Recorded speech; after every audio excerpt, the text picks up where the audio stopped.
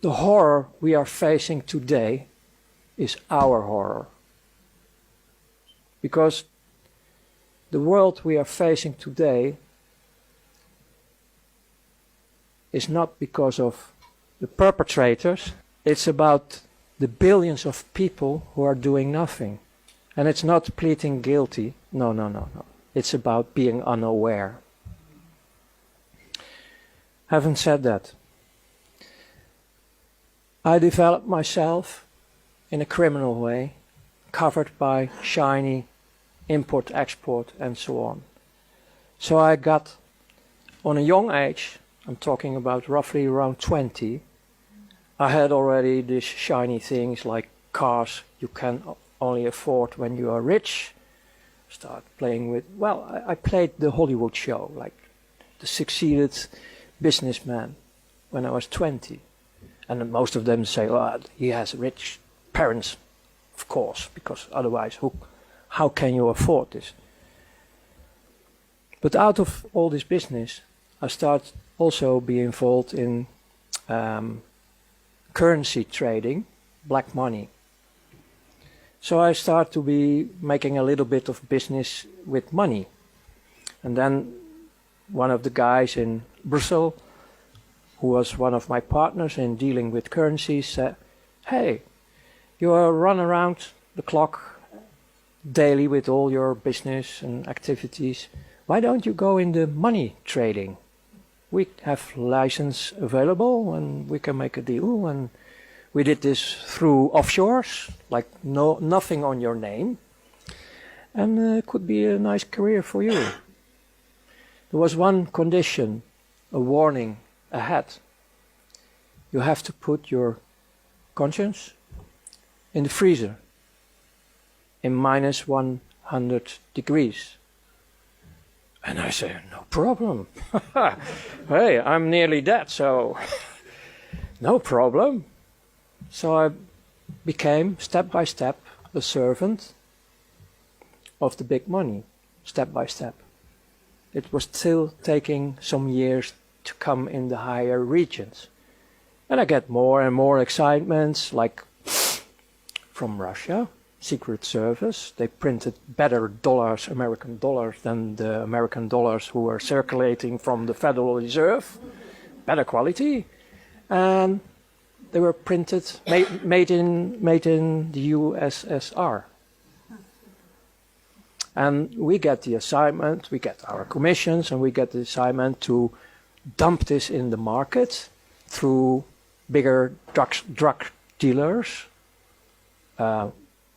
people who are dealing with weapons, all kind of criminal activity, because that was a smoothie way to get all these huge amounts of dollars in the market through the illegal channels floating around. And afterwards it was just a part of the game to have an economic war from Russia, USSR in that time, with America. And in the opposite way they did the same. But I didn't know that in that time. So as a youngster, like 24, 25, I was already messing around with economic wars worldwide. So after all these assignments, they start to spot you. Like, hey, here's a bright guy, he's always knowing his way, like hustling here, hustling there, playing with the rules. And then they start to invite you more and more for higher assignments. Then you start to work for banks, independent. You're doing the dirty work for central banks, for multinationals, for governments, for what they call now terrorist organizations, and all secret services. Hey, secret services? Yes. And then on top, like the peach or the fruit of the cake, churches. Wow, you get the whole palette where the money floats, the big money. And you get the invitation to join in these circles to move all the money they want to move worldwide. To start wars. to start all the misery in this planet. Because there is nearly no misery on this planet in a natural way. Most of them is created. Because they keep the system running, because it's a dualistic system. They make the money only because when it's dualistic. And if we have all the ships, these energy containers they use only to suck, if they are asleep, fine, you can do whatever you want. This is also the mentality of the elite. Well, they are not elite. They are not elite. The people I worked for in the end of the days, you're talking roughly about 8,500 people on this world who run the show. In the end, because I can give you all the details about everything I did in this world, like indirectly I was killing people. Like you are in a stealth bomber, dropping bombs. I did this financial-wise as missions, like destroying temporarily the economy of Italian. And then later on, when you are in the financial market, you listen to the people who are involved, and they have a big laugh because some people were killing themselves because their companies were destroyed and they left behind women with children. And we have only a laugh about it. We joined it. That's the world I come out. My turning point was that I was so good in everything I did with my team that I was, in their opinion, ready for the last stage, to be invited in sacrifice of children.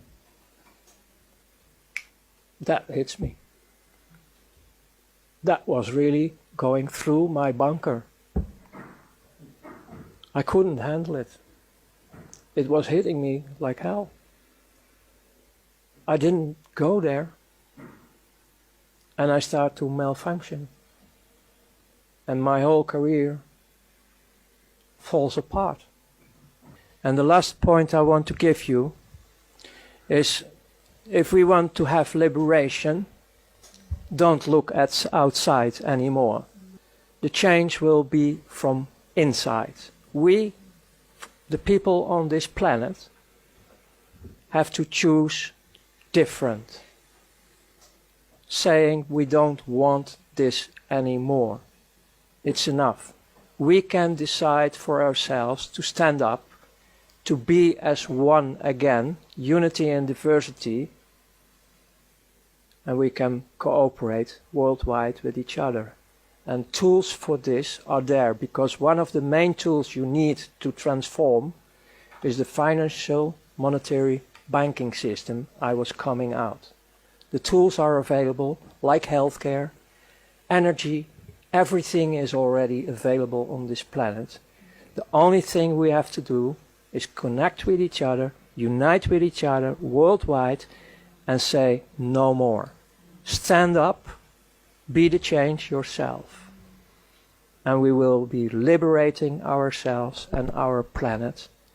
And I can promise you, really promise you, because I have still a lot of contacts worldwide, the most still in the prison system, the dark forces around them, they are screaming because their child inside of this atomic bunker wants to go out in a safe world.